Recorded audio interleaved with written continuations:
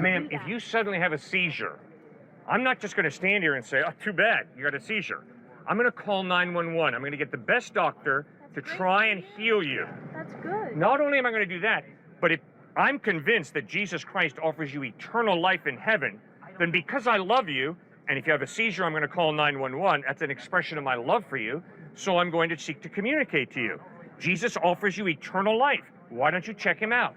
So why is that the thing that's pushing you to help people?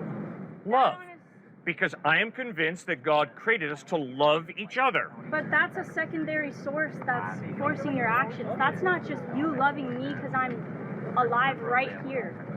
I love you because God created us for the purpose of loving each other. That's why I love you. So I don't care if you're my enemy, I'm going to love you. If you're my enemy, if you try and hurt me, I'm still going to try and love you.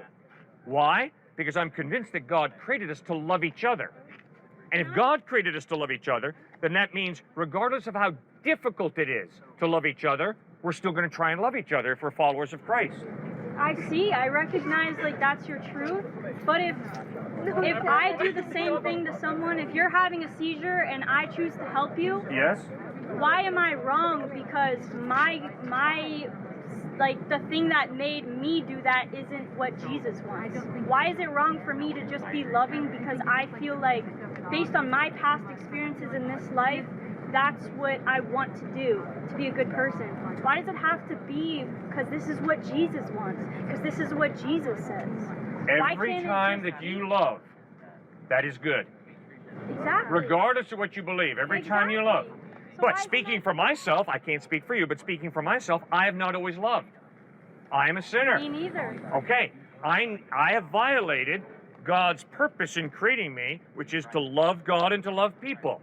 Therefore, I need God's forgiveness. I also need his help to love my enemy. Because to be very honest with you, too frequently, not all the time, but too frequently, I want to cut my enemy off at the knees. And that's wrong of me.